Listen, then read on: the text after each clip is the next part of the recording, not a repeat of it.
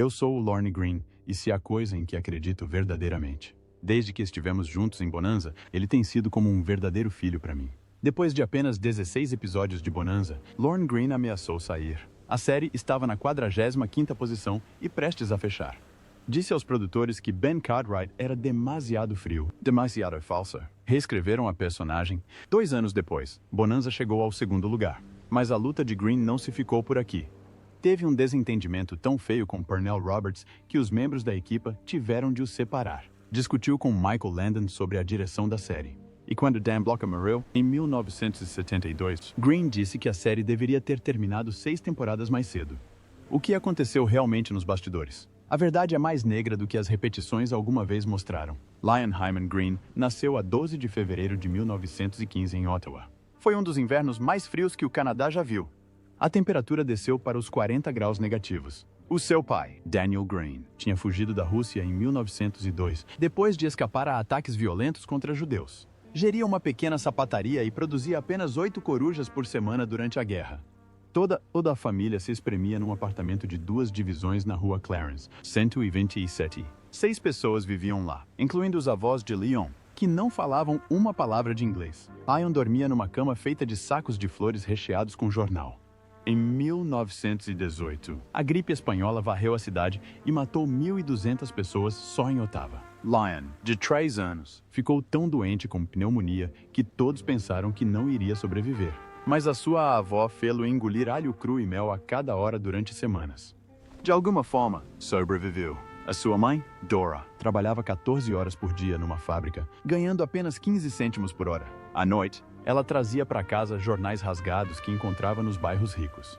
Ela usou-os para ensinar Lion a ler, acreditando que a educação o salvaria de uma vida de pobreza. 15 de março de 1922. Quando Leon tinha 7 anos, a sua vida voltou a mudar. Exatamente às 14 horas e 47 minutos, a sapataria do seu pai ardeu. Fiação elétrica defeituosa, misturada com vapores de graxa de sapato, incendiou o local. O incêndio destruiu $400 em ferramentas e equipamentos, que hoje valeriam cerca de $6.000. Daniel mal conseguiu escapar. As suas mãos ficaram gravemente queimadas ao tentar salvar as suas ferramentas. Não tinham seguro. Ainda devia $200 de renda.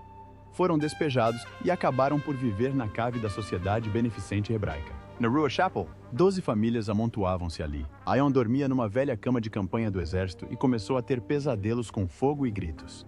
Aquele incêndio deixou cicatrizes, cresceu com medo das dívidas e nunca quis depender apenas de um emprego. Anos mais tarde, em Hollywood, este medo moldou a sua forma de ganhar dinheiro e evitar investimentos arriscados.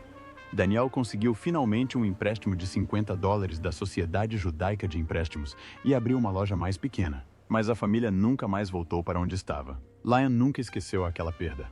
Em 1928, Lion tinha 13 anos e estudava na Lisgar Collegiate. Nesse outono, foi escalado para interpretar a Árvore número 3 numa peça da escola chamada A Floresta Encantada.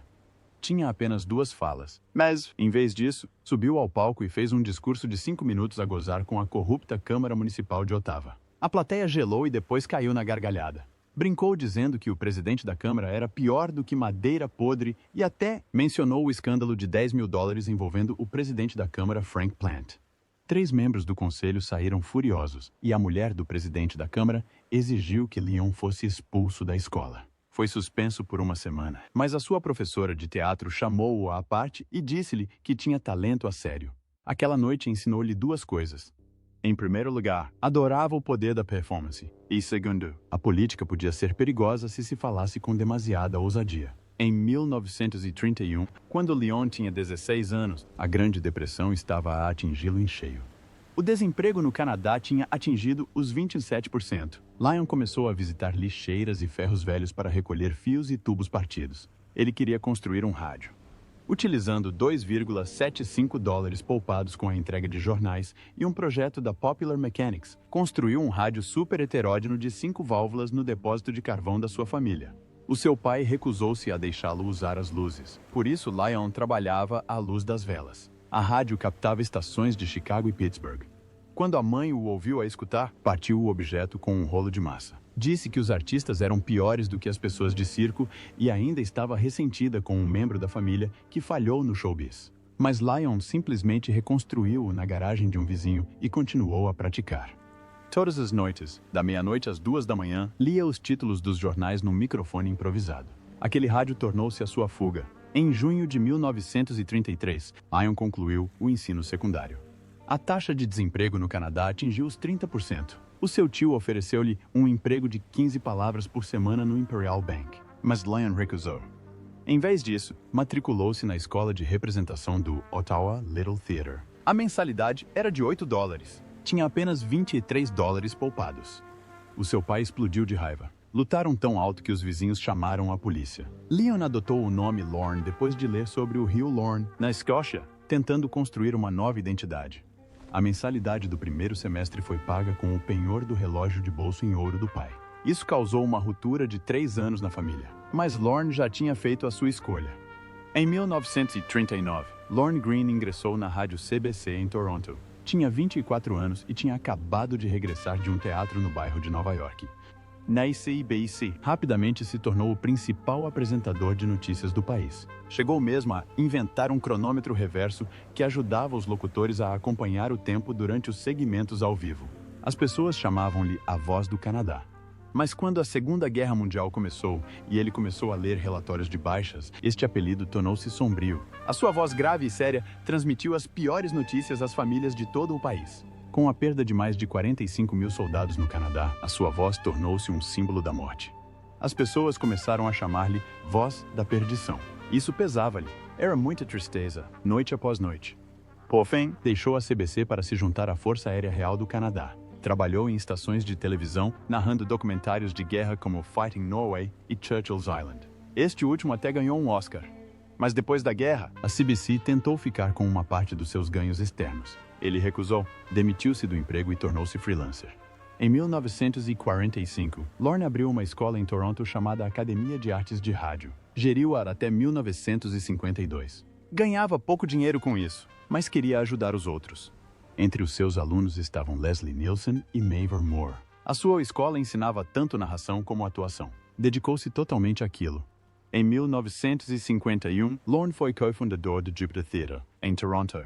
O teatro funcionou até 1954. Apresentaram 15 peças, incluindo 4 escritas por canadianos. Fazia parte da missão maior de Lorne construir algo exclusivamente canadiano. O teatro não durou, mas ajudou a moldar a voz nacional do Canadá nas artes. Lorne mudou-se para Hollywood em 1952, aos 37 anos. Na CBC, ganhava $200 por semana. Em Hollywood, começou do zero. Tinha uma bolsa de estudos de $3.000 do governo canadiano para teatro. Mas a sua voz grave fez com que os diretores de casting assumissem que era um vilão. Recusou-se a aceitar estereótipos. A sua oportunidade surgiu quando Orson Welles o ouviu fazer um monólogo num programa de televisão. Mesmo assim, Lorne gastou $500 em treino vocal para suavizar o seu sotaque. Em 1953, aceitou um trabalho controverso como narrador de The Heart of Time, um documentário sobre testes nucleares. Mas quando descobriu que o governo tinha cortado imagens que mostravam deformidades em animais, abandonou o projeto e abdicou do seu salário de $2.500. Esta decisão custou-lhe mais trabalho, mas valeu-lhe o respeito de grupos antinucleares. Em 1954, a Warner Brothers deu-lhe um contrato de $15.000 por ano. Em Tight Spot, um filme policial, partiu o nariz a fazer as suas próprias cenas de ação. Continuou a filmar, recusando analgésicos. Esse papel valeu-lhe respeito. O filme arrecadou $1,2 milhões. Em 1956, recusou um contrato de $25.000 para uma novela para participar numa série de rádio de ficção científica chamada The Garrick Power Story, que pagava apenas $300 por episódio. Interpretou um cientista a alertar os ouvintes sobre a radiação. O papel refletia a sua crescente preocupação com o ambiente. Chegou a fazer pesquisas na UCLA para garantir que os seus factos eram precisos. O programa durou apenas 26 episódios, mas colocou-o no radar de cientistas e ativistas como Linus Pauling. Em 1957, tentou abrir a sua própria produtora, a Lorne Green Enterprises. Investiu $15.000 das suas poupanças para fazer um documentário sobre a Guerra de 1812. O projeto precisava de $50.000 e a NBC interessou-se até exigir o controle da sua dobragem durante 5 anos. Lorne recusou. O negócio falhou. Já tinha gasto $35.000 em investigação e equipamentos. Teve de vender a sua casa em Burbank por $16 mil, embora a tivesse comprado por $18 mil 3 anos antes. Aquele fracasso atingiu-o em cheio. A casa marcou a sua chegada a Hollywood. Nunca se esqueceu daquela lição sobre contratos. Mais tarde, durante os seus anos de bonança, fez questão de incluir cláusulas de participação nos lucros e de contribuição criativa. Cada risco que assumiu, cada lição que ele aprendeu, cada rádio construído no escuro, cada palavra dita no meio da dor, tudo moldou o homem que ele em breve se tornaria no ecrã. E o mundo estava finalmente pronto para o conhecer. Antes mesmo de alguém o ver no ecrã, já ouvia a sua voz. No início da década de 1940, a voz grave de Lorne Greene tocava nas rádios canadianas quase todas as noites. Ele não trazia entretenimento. Ele trouxe a guerra. De 1940 a 1945, leu os nomes dos soldados que morreram, deu atualizações sobre as batalhas e contou às pessoas sobre as perdas no estrangeiro. A sua voz era calma, mas poderosa, e fazia as famílias gelarem. Chamavam-lhe a voz da desgraça. Alguns até desligavam o rádio quando ele entrava, com receio de saber se o filho ou o irmão seria o próximo. Mais de 2 milhões de canadianos ouviam-no todas as noites. Ele não era apenas uma voz, ele era o som de um coração partido. Durante este período, também serviu como oficial de voo na Força Aérea Real do Canadá. Teve de usar 2 uniformes, um para a guerra e outro para a rádio. E ambos lhe pesavam na mente. Anos mais tarde, admitiu que aquelas transmissões lhe causavam pesadelos. Em 1945, Lorne tentou criar algo mais leve. Inventou um novo tipo de cronômetro que funcionava ao contrário, ajudando os apresentadores de rádio a saber quanto tempo ainda restava. Tornou-se um padrão de estúdio. Com o dinheiro desta invenção, abriu uma escola em Toronto chamada Academia Lorne Greene de Artes Radiofônicas. De 1945 a 1952, formou 381 alunos. Quase todos, 90%, conseguiram emprego na radiodifusão. 2 deles eram Leslie Nielsen e James Doohan, que viriam a ser estrelas. Mas Lorne era ótimo a ensinar, não a gerir um negócio. Gastou demais com o edifício e os equipamentos. Em 1952, a escola faliu. Teve de fechá-la, vender o edifício e usar o que restava para se mudar para Hollywood. Essa mudança quase o arruinou. Hollywood não o recebeu de braços abertos. De 1952 a 1959, ouviu repetidamente que a sua voz era demasiado séria. Os realizadores diziam que era demasiado rígido para romances ou comédias. Só conseguiu papéis paternos ou sérios. Em 7 anos, participou em apenas 12 programas de TV e 4 filmes. Mal dava para pagar as contas. Fazia dobragens secretamente, usando nomes falsos para garantir comida na mesa. Em 1957, estava pronto para desistir, mas a sua mulher convenceu-o a ficar mais um ano. Aquele ano a mais mudou tudo. Em 1958, a sua atuação ao vivo na TV no Studio One chamou a atenção do produtor de Bonanza. Isto abriu as portas, mas não as abriu completamente. Pouco antes desta pausa, em 1958, participou num pequeno papel em The Buccaneer, com Yul Brynner e Charlton Heston. Durante o treino com espada, sofreu um corte tão grave na perna que cortou uma pequena artéria. Precisou de 23 pontos. Faltando apenas algumas semanas para as filmagens, manteve o ferimento escondido. Ele próprio o enfaixou, andou sem coxear e continuou a lutar contra a dor. O corte reabriu 2 vezes e teve de se submeter a tratamentos secretos num hospital próximo. A sua mulher e o seu médico eram os únicos que sabiam da gravidade da situação. A infecção quase o matou. Depois, em 1959, recebeu uma oferta para um papel numa nova série de faroeste chamada Bonanza. Aos 44 anos, disseram-lhe que podia escolher entre interpretar o pai ou o filho mais velho. Pediu conselho à sua antiga aluna, Leslie Nielsen. Leslie disse-lhe: interprete o pai. Ele será o centro da história. Lorne assumiu o papel de Ben Cartwright e assinou um contrato de 7 anos por $20.500 por episódio. A série seria exibida a cores, o que era raro na época.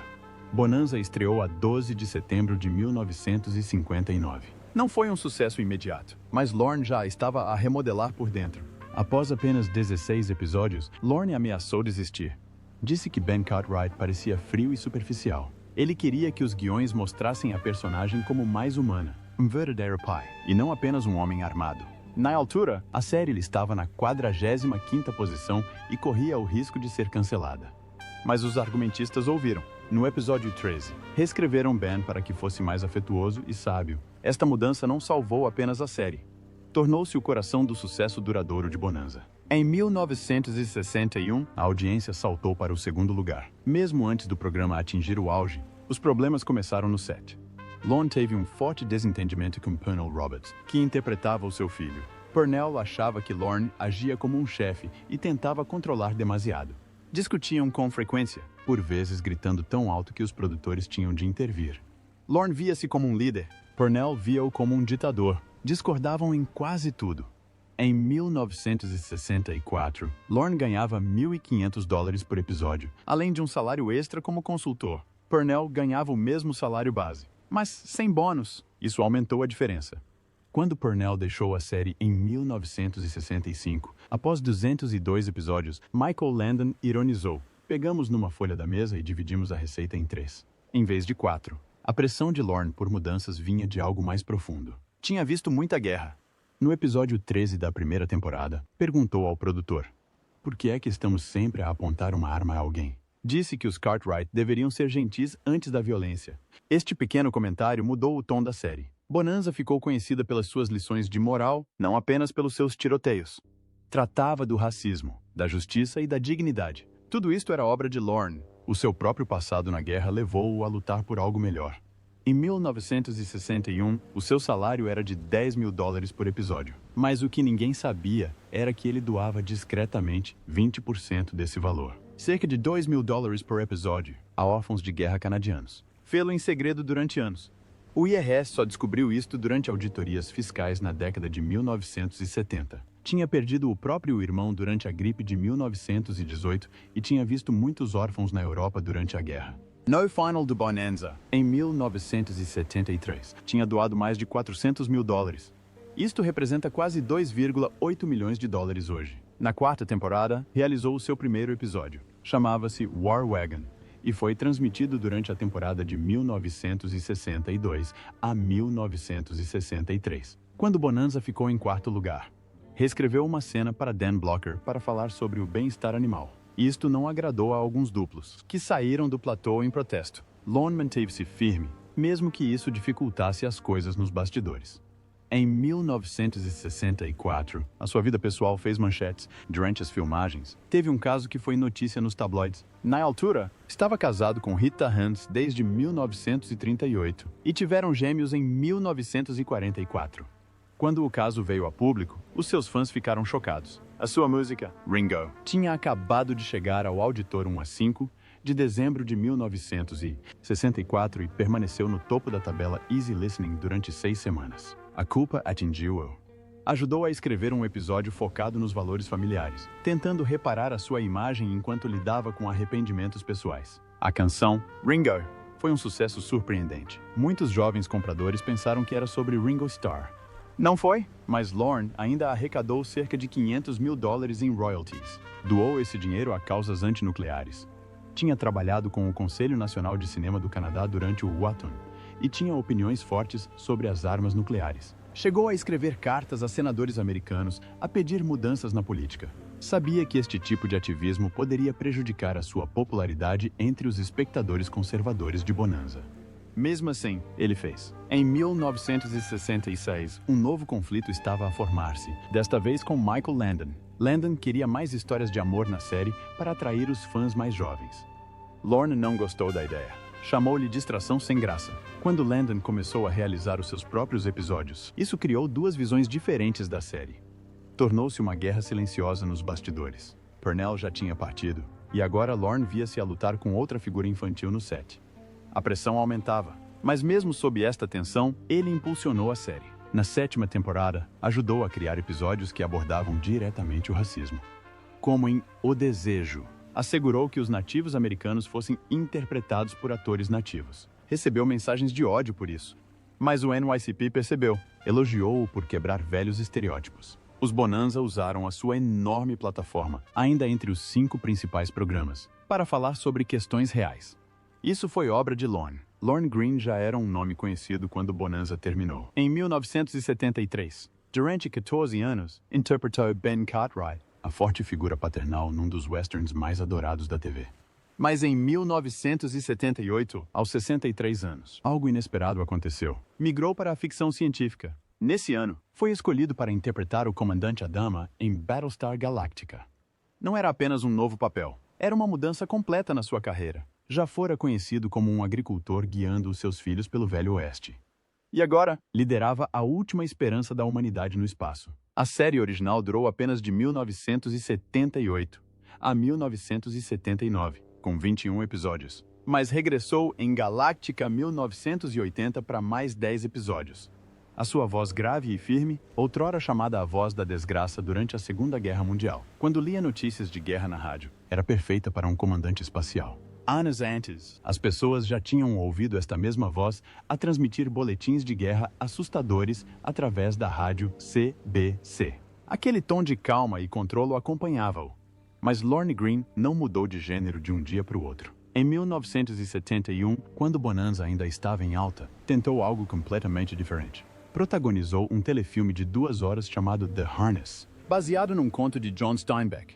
Neste filme, interpretou um agricultor que vivia sob o controle da sua mulher doente. Foi um filme tranquilo, pessoal e nada parecido com os seus papéis habituais. O filme foi realizado por Boris Siegel e co-protagonizado por Julie Summers e Murray Hamilton. O filme recebeu uma sólida pontuação de 8 em 10 no IMDb, com base em 34 críticas. O mais importante foi a forma como o filme mostrou que Greene conseguia ir muito além da figura paterna, firme e sábia. Inspirou-se na sua própria infância em Ottawa, com pais imigrantes, e usou essa experiência para mostrar a luta real no ecrã. Mesmo nos bastidores, Greene enfrentava momentos difíceis. Casou com Rita Hands em 1938 e teve gêmeos em 1944. Mas divorciou-se em 1960. Voltou a casar em 1961, desta vez com Nancy Deal, e ficou com ela até falecer. Estes altos e baixos pessoais moldaram as suas atuações. Após o fim de Bonanza, assumiu papéis que lhe permitiram explorar emoções mais profundas. Participou em séries como Missão Impossível, usando as suas experiências reais com a família e a perda para trazer mais honestidade às suas personagens. Regressou também às suas raízes no rádio narrando documentários. Na década de 1940, tinha narrado filmes como A Ilha de Churchill, Nuvens de Guerra no Pacífico e Por Dentro da China em Combate. Aquela voz grave era a sua maior ferramenta. Na década de 1970, voltou a utilizá-la para contar histórias, desta vez através de programas ambientais. De 1974 a 1975, apresentou Last of the Wild, uma série sobre a natureza. Não demorou muito até que encontrasse o seu novo projeto de maior sucesso. Em 1982, a série New Wilderness, de Lorne Greene, foi lançada na CTV. A série teve 104 episódios até 1987, ano em que faleceu. O programa abordava o ambiente, os animais e a beleza da natureza. Isto permitiu-lhe falar sobre causas com as quais realmente se preocupava: a conservação, a vida selvagem e a própria terra. Mesmo enquanto trabalhava nestes programas, a dor dos últimos anos de Bonanza acompanhava-o.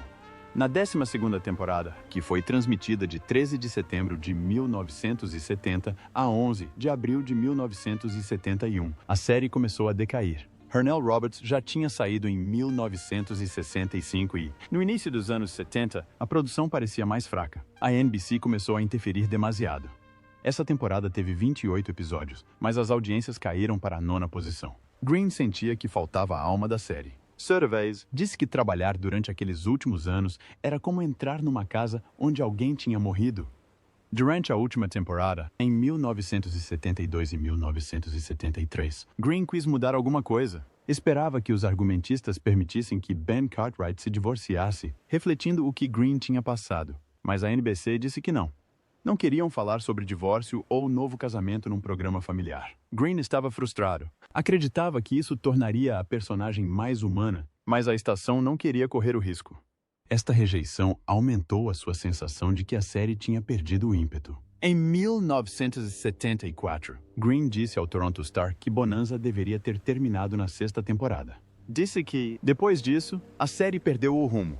A morte de Dan Blocker, em 1972, deixou um vazio que nada conseguiu preencher. A NBC tentou trazer novas personagens, como Jamie Hunter, mas Greene sabia que não era a mesma coisa. O vínculo original entre as personagens principais tinha desaparecido.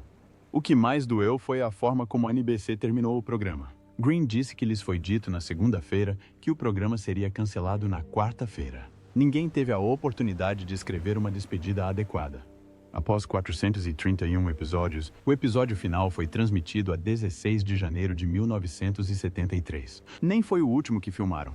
Greene imaginou um final em que o pequeno Joe se casa e parte em direção ao pôr do sol com a sua família.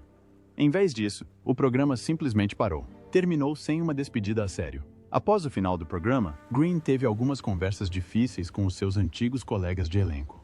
Quando surgiu a ideia de um filme Bonanza, na década de 1970, discordou de Michael Landon sobre como lidar com a ideia. Acreditava que qualquer coisa nova deveria respeitar a memória de Dan Blocker. Greene achava que alguns dos telefilmes que surgiram mais tarde não honravam os valores que Bonanza defendia. Ele e Landon nem sempre concordaram sobre o legado da série, e estas tensões mantiveram-se até a morte de Landon, em 1991. Greene faleceu a 11 de setembro de 1987, aos 72 anos, no Hospital Street, Johns, em Santa Mônica. Não era só uma pneumonia. Foi submetido a uma cirurgia para remover uma úlcera perfurada e sangrante no dia 5 de agosto e desenvolveu a síndrome de desconforto respiratório do adulto. Deveria começar a filmar Bonanza, a próxima geração, a 24 de outubro desse ano. Mas nunca teve oportunidade. Cerca de 500 pessoas compareceram ao seu funeral no Hillside Memorial Park, em Culver City. A capela tinha capacidade para 300 pessoas, e outras 200 ouviram do lado de fora, através de altifalantes, durante o culto de 75 minutos.